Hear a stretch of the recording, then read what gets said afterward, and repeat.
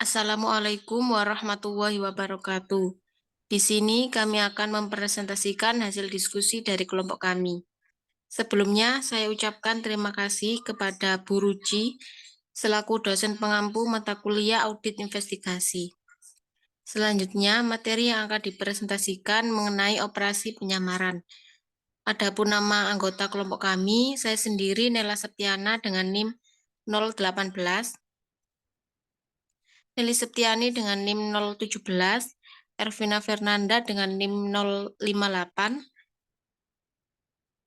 Nurlaili Fadia dengan NIM 081, Natasha Sabila dengan NIM 096, Maya Adila dengan NIM 102.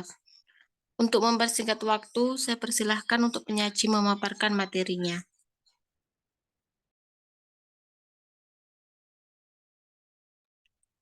Operasi penyamaran atau covert operation. Operasi penyamaran artinya yaitu tertutup, tersembunyi, terselubung, diam-diam, tidak diungkapkan secara terbuka, tersamar, dan rahasia.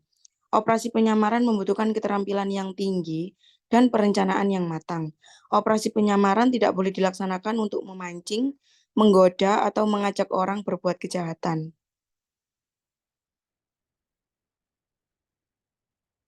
Ada dua bentuk covert operation. Yang pertama, undercover operation, yaitu kegiatan yang berupa mengembangkan bukti secara langsung dari pelaku kejahatan dengan menggunakan samaran dan tipuan.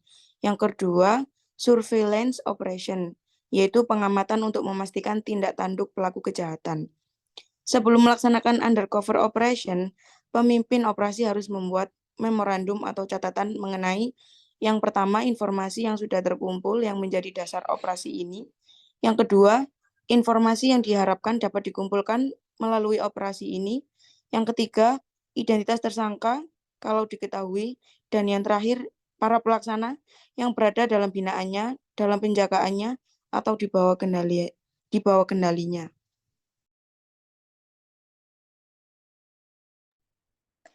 Tujuan undercover operation. Beberapa contoh dari tujuan covert operation yaitu yang pertama untuk mengumpulkan bukti mengenai kejahatan masa lalu, masa kini, dan masa mendatang. Kedua, untuk menentukan siapa saja yang terlibat. Ketiga, untuk memulihkan kerugian yang terjadi karena perbuatan melawan hukum. Yang keempat, untuk menentukan rekan sepermainan atau bahkan otak di belakang kejahatan ini. Yang kelima, untuk menentukan modus operasi.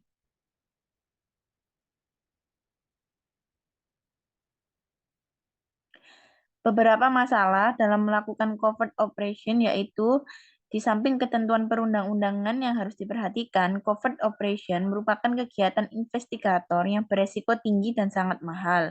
Kedua, di Amerika Serikat ada undang-undang yang mengatur perekaman audio atau video secara sembunyi-sembunyi. Ketiga, merekam percakapan dengan menggunakan peralatan khusus untuk nguping, lazimnya adalah perbuatan melawan hukum.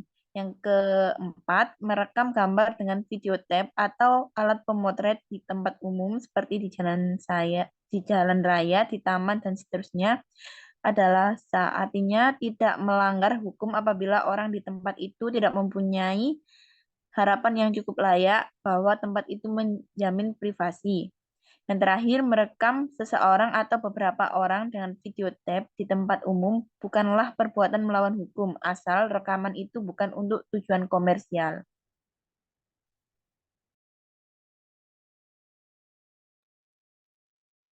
Penjebakan atau entrapment. Penjebakan merupakan masalah hukum terbesar dalam covert operation. Khususnya dalam undercover operation, operasi ini harus ditangani secara tepat seperti dikatakan di atas. Covert operation tidak boleh dilaksanakan untuk fishing expedition.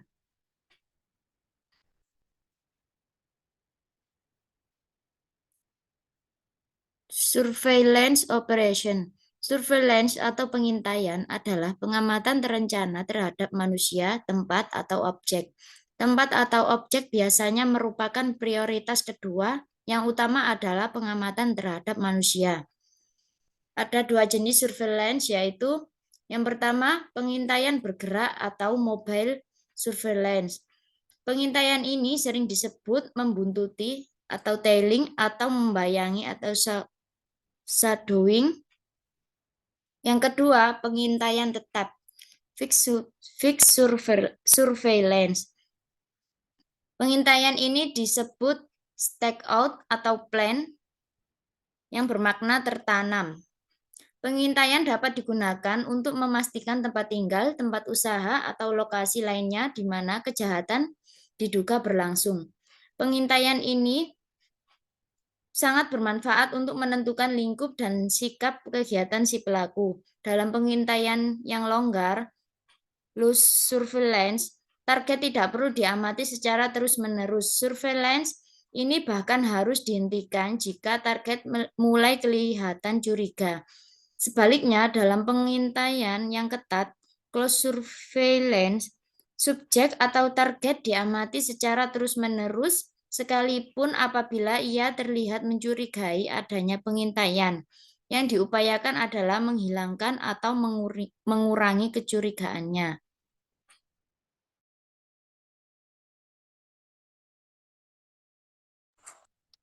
Sumber dan informan. Sumber atau source dan informan atau informan mempunyai fungsi yang sama, yaitu memberikan informasi untuk mengembangkan suatu kasus. Namun, ada perbedaan antara source dan informan. Seorang confidential source memberikan informasi yang terkait dengan jabatan, pekerjaan, atau profesinya dan tidak terlibat dalam kejahatan yang dicurigai. Seorang confidential informan mempunyai keterlibatan langsung atau tidak langsung, dengan hal yang diselidiki sehingga ia berpotensi ikut bersalah.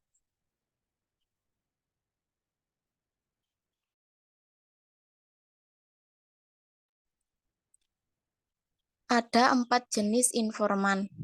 1. Basic lead informan adalah informan yang memberi informasi tentang kejahatan yang pernah mereka alami atau ambil bagian. 2. Partisipan informan adalah informan yang langsung terlibat dalam pengumpulan bukti-bukti awal dalam investigasi itu. 3. Covert informan adalah informan yang ditanam embedded dalam situasi atau skenario selama beberapa tahun dan dimintakan tip ops atau lead informan yang bersifat petunjuk-petunjuk akan terjadi kejahatan. 4. Accomplice atau witness informan adalah informan yang dari waktu ke waktu dapat diminta informasinya.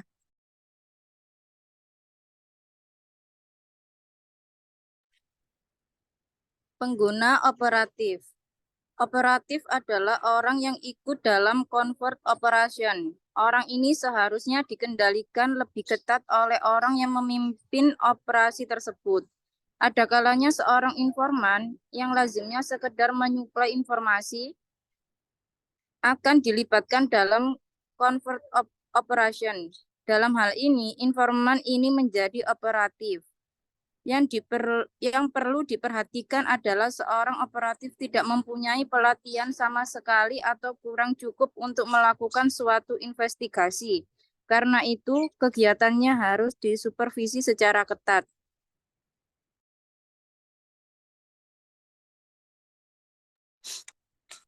Sekian pemaparan dari kelompok kami, kurang lebihnya kami mohon maaf. Wassalamualaikum warahmatullahi wabarakatuh.